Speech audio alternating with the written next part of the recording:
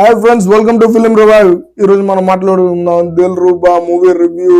కిరణ్ అబ్బవరం మొన్నే హిట్ కొట్టాడు. అడగపోతే ఇదే నా లాస్ట్ పిక్చర్, ఇంక మీద సినిమాలు చేయను అని చెప్పి హిట్ కొట్టాడు. మరి ఆ హిట్ తర్వాత మళ్ళీ హిట్ కొట్టాడా, ఫ్లాప్ కొట్టాడా? ఒకవేళ ఇది ఫ్లాప్ అయితే దీని తర్వాత సినిమాలు చేస్తాడా, చేయడా?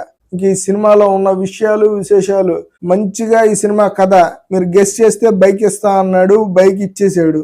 మరి గెస్ చేసిన కథనే కదా జనాలు చూసి ఎంకరేజ్ చేశారా, చేయలేదా? అసలు ఎంకరేజ్ చేసేటట్టు ఈ సినిమా ఉందా లేదా? ఎన్ని విషయాలు మనం మాట్లాడుకుందాం. Welcome to film revive. Please like, share, subscribe my YouTube channel. ఇంకా రివ్యూ విషయానికి వెళ్ళేటప్పటికి, కిరణ్ అబ్బవరం ఒక hero, mass Telugu dream hero అవ్వాలి అని ఆయన ఫిక్స్ అయిపోయాడండి. మనకి ఈ పిచ్చి విశ్వక్సేన్ దగ్గర కూడా కనిపించింది. ఒక చిన్నతనంలో మనం చూసాం ఒక మాస్ హీరో ఎలా ఉన్నాడు అంటే, ఇప్పుడు వీళ్ళు చేసే సినిమాల్లో ఎలా ఉంటారో అలానే ఉంటారు. మన చిరంజీవి గారి సినిమాలు కానివ్వండి, వెంకటేష్ గారి సినిమాలు. వెంకటేష్ గారు ఎక్కువగా రీచ్ అవ్వరు, చిరంజీవి గారు అప్పుడప్పుడు, నాగార్జున గారు, బాలకృష్ణ గారు ఇలాంటి పిక్చర్స్ చేస్తూ వెళ్ళారు. మాస్ పిక్చర్స్ ఇవి. మాస్ అంటే పూర్తిగా మాస్ కదా, ఏదో చిన్న సబ్జెక్ట్ ఉంటది, వెళ్ళిపోతూ ఉంటాయి ఆ కథలు. అవి వాళ్ళకి కూడా పెద్దగా ఆడలే, కానీ పేరు ప్రఖ్యాతులు తెచ్చి పెడతా ఉంటాయి. ఎందుకంటే మాస్ పిక్చర్ ఉండే పుల్లు వేరు. అట్టాగే ఈ సినిమా కూడా ఒక మాస్ పిక్చర్ లా వచ్చింది. ఒక లవ్ స్టోరీ.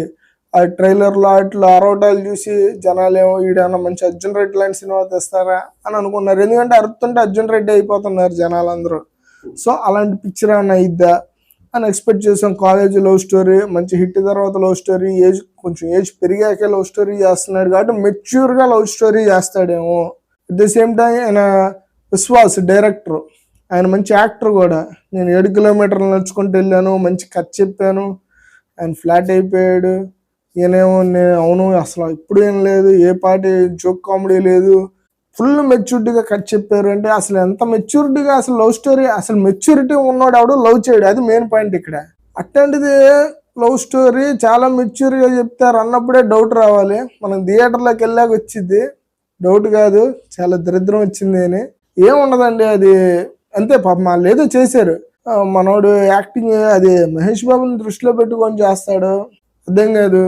ఉన్నట్టుండి మహేష్ బాబు కనబడతా ఉంటాడు స్క్రీన్ మీద. బాబు నువ్వు చెయ్యి, నీ యాక్టింగ్ నువ్వు చెయ్యి అని అనాలనిపించింది. అరుస్తూ ఉంటారు కూడా చాలా మంది. అంటే ఎక్కువ క్రౌడ్ ఏం లేదు, ఉన్న 4-3 కూడా తిడతా ఉన్నారు. ఎందుకంటే ఒక కష్టపడి పైకి వచ్చిన మనిషి కళ్ళ ముందు ఏదో చిన్న చిన్న తప్పులు చేసి మళ్ళీ కిందకి వెళ్తాంటే కోపం వచ్చిద్దండి. అది కోపం, ప్రేమ మీద వచ్చే కోపం. ఎందుకంటే మూవీని ఎవరు కూడా అదేదో జస్ట్ టైం పాస్ ఐటమ్ కింద చూడరు.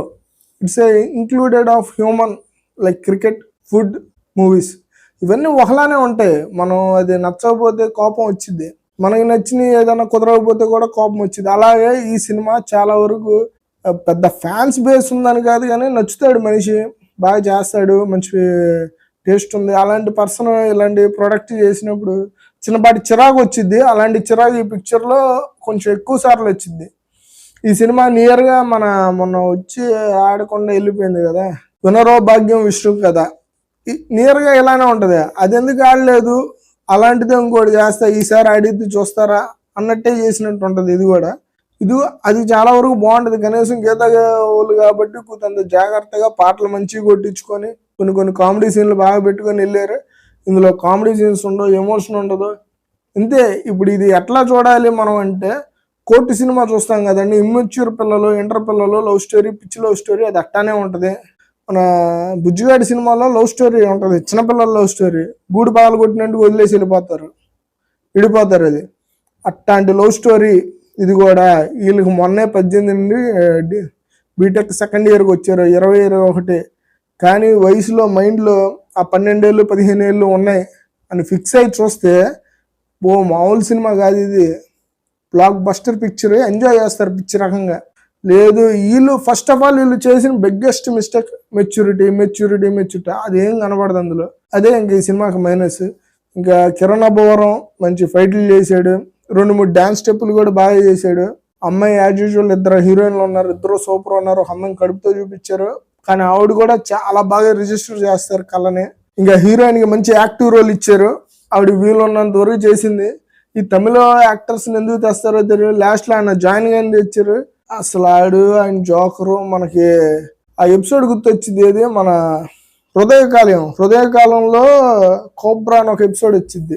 విలన్ బ్లాక్ గా ఉండి ఓ రౌండ్ టేబుల్ సిట్టింగ్ లో ఆడి ఇంట్రడక్షన్ చెప్తారు, ఆ తర్వాత ఆడి ఫైట్లు.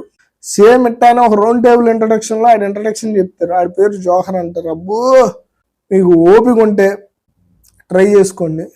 మీ ఓపికని చంపకపోతే నాకు కాల్ చేసుకోండి. Thanks for watching Dilruba review.